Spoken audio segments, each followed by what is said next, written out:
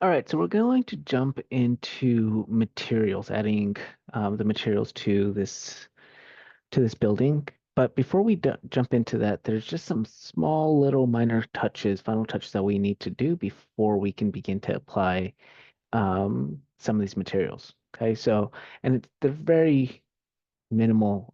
So first, we're just going to add the posts underneath this area. So I'm going to do that by simply just drawing using the rectangle tool, creating another rectangle here that goes 6 inches by 6 inches. I'll select this extrude curve, and I'm going to bring this down, straight down, and I'm just going to reference the floor over here. Once I have that, I'm going to copy and grab this at that end and place it over here. I'll hit copy again, and this time grab it at the middle and find the midpoint just like that. And then I'm going to select both of these two posts and copy again from the midpoint and then find, oh, I can't find the midpoint, right? Because the midpoint of this line is the entire floor. Okay, so what I'll do is I'll draw a line from this point there, hit enter. So here I have the actual surface and the line that I just drew. So I should be able to now find the midpoint of that line. So copy, grab the midpoint, and go right, snap. There we go. Grab the line and delete. Okay. So there are the columns. The next thing is just the flooring underneath. So I'm going to draw a rectangle from this corner over to this corner and then just extrude curve, go straight down. And now we have this. I'm going to go ahead and attach this or add this to my first floor. Go change object layer. Okay. And now the next thing is to merge all of the wall components together. So let's go and turn off the roof. And actually, let's go and turn off the windows and the doors. And we could even turn off the floors. Um, these here, these are going to go into our first floor walls. Okay. You can delete this line and turn off my guardrails. Oops, did I not? Uh-oh. Stairs, turn off. Let me turn off my walls here. I forgot to first group my guardrails and then put them in the guardrail layer. So change object layer. There we go. Okay. So let's bring our walls back in. All right. So this next step, I really hold off until the very, very last minute or until the very end of the 3D modeling process. And that is to finally join all of these individual wall components. And the reason why I wait till the end is because right now we have the flexibility that if I want to make a change to, say, the window, I can move things around. I could delete this. I could do this. I could extend the house, right? Having this broken up into individual little segments makes it a lot easier if I need to make certain changes, or makes it a lot easier if I just need to select this, delete this, and just rearrange and fix this area, right? If all of my walls were joined together as one kind of continuous solid wall, um, and then I need to make a change, it makes it that much more difficult because everything is tied together. So depending on where I'm at with the process, depending on what the intention, what I'm going to do with this model, um, I will either wait till the very end before joining them, or I would save this file as a separate file and call this my working model. And then the new file is where I'll go ahead and join all of the elements because once I join everything, you can't go back. Okay. And then typically you join everything, you show it to a client, and then the client says, you know what, let's change this, and change this. And at that point, it's going to be very difficult to, you know, make those changes. Not impossible. It's just more work, more tedious, right? So this next step, you wait until the very end until you know you're not going to make any more changes. And at this point, that's what we're going to do. So what I'm going to do is holding down the shift key, select all of my surfaces, and we are going to Boolean union them. Let's click, click, click, click, click. If you forget one, that should be fine because it could always do the Boolean union, but there are all of, nope, still forgot these. Don't forget the headers. We're going to Boolean union, and there we have it. We've gotten rid of all of the lines. Oh, there's this one right here. Let's select that and Boolean union that together. There we go. Okay, so let's turn that. And then what I'll do is do the same thing down here. Notice that I'm not doing a cross window. And I really hesitate to do the cross window. It'll probably work. Let's see. Yeah, see, it works. My hesitation. mm, all right.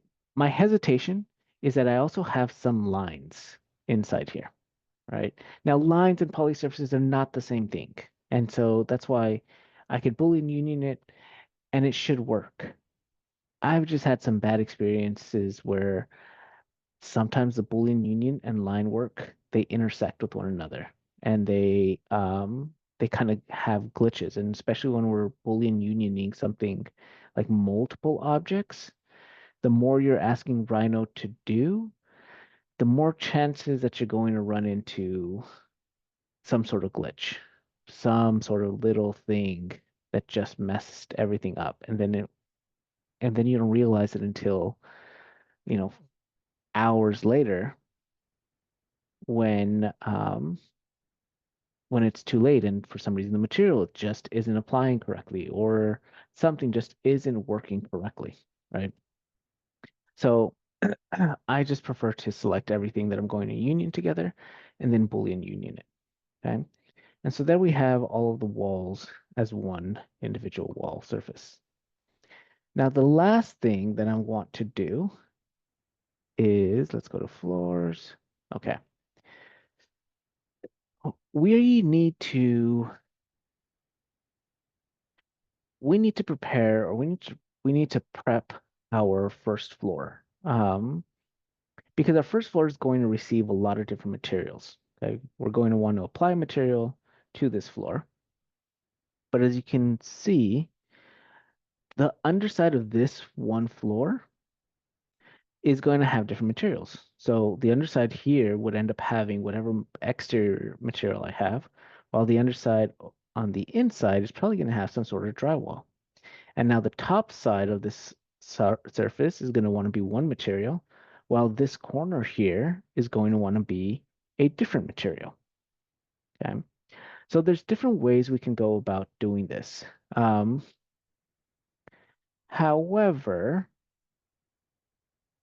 however, the best thing, what works the best with materials is when these materials are solid objects. Okay. So in other words, I could explode this and give this surface material, and then split my surface into multiple surfaces and apply materials directly to the surface. However, materials just work better with poly surfaces, with three-dimensional objects. Okay, so that's what we're going to try to create with this. So what I'm going to do, and this is a bit tedious, but it'll pay off later and it'll make the renders that much better, is I'm going to start doing these Boolean difference kind of depressions into the floors or into this floor itself, where I feel I'm going to have multiple, or I'm going to have different materials. Okay. So what I mean by that is let's go ahead and start a rectangle. I'm going to create a rectangle on the second floor from the interior side, okay, to over here. And I'm going to take this rectangle, extrude curve, and I'm going to go down just 1 inch. Okay. And so now, although we can't see it, if we go into no, not rendered, into come on. If we go into ghosted view, we can kind of see that right inside there. What I'm going to do is the Boolean difference between that and that. Oh, I clicked on it wrong. Let's go again. Boolean difference. This, sorry, subtract from. I was trying to rush it and I forgot. So Boolean difference, we're subtracting from the floor, enter, and we're subtracting with that.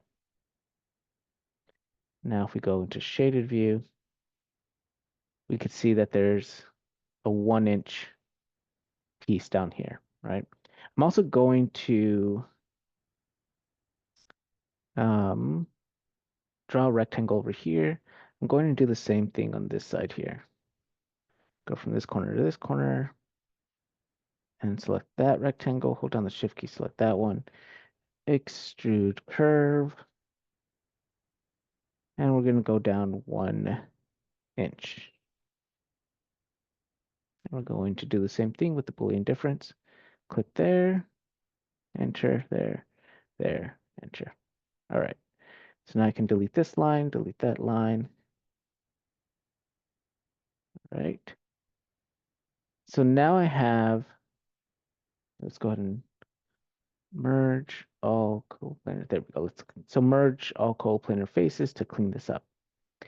So now with everything depressed, kind of depressed 1 inch, I could go ahead and start building this back up and say, you know what? I think that I'm going to want in the bathroom or in this living room, sorry, this bedroom space, I'm going to want a specific type of material. Oops, sorry. Let's go from the top side because we're not going to be able to grab any points from underneath that. So we're going to go from here over here to this side.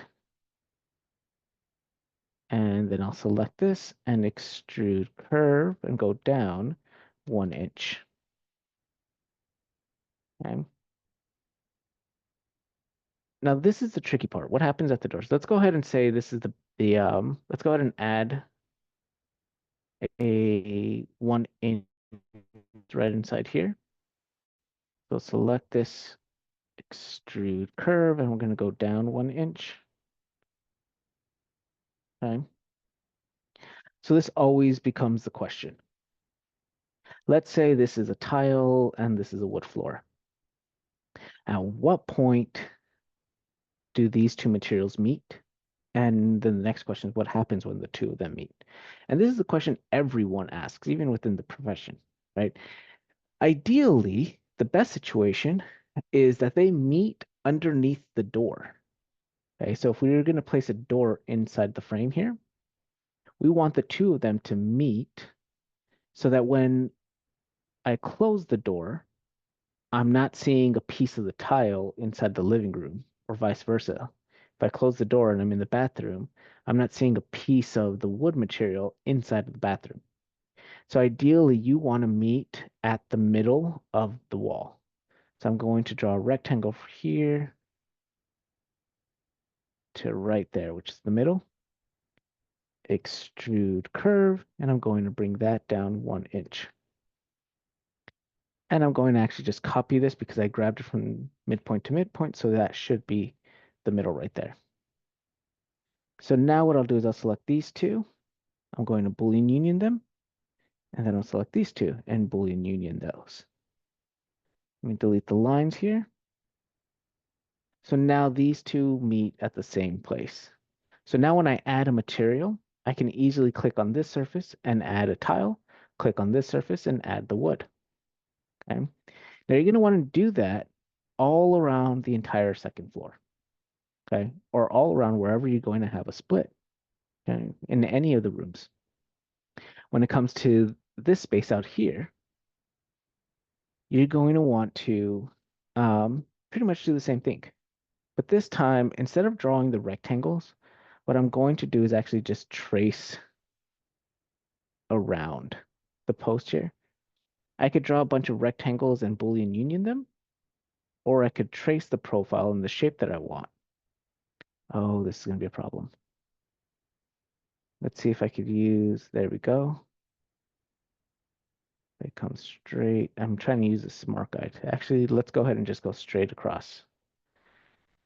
Okay. And we'll select this. That part always gets me. I forget that in certain parts of the walls, we're not going to be able to access it. So extrude curve, and we're going to go up 1 inch, okay? Because this is going to be an exterior material, right? And so this is going to take some time just because you want to make sure that you get all of the materials, all the flooring materials in all the individual rooms, so that you can apply the materials a lot better that way, right? Now, when it comes to the inside here, when it comes to, sorry, when it comes to the underside, what I would do is really, this always becomes tricky. So what I'll end up doing in this situation is pretty much depress the interior right on the inside here. Okay. So the ceiling. And so let's turn off oh, we can't turn off the first floor. If I turn off the first floor walls, on my first floor walls, there you go. I won't know where the split happens. So if I turn that on, but what I can do is turn off my first floor. There we go. All right, so now what I'll do is I'll use my line tool. I'm just gonna go from there to there to there to there, there, there, and there. We'll select this curve. We're going to extrude curve, and we're going to go up 1 inch. And we're going to do the same thing, Boolean difference. Select that, enter, select that.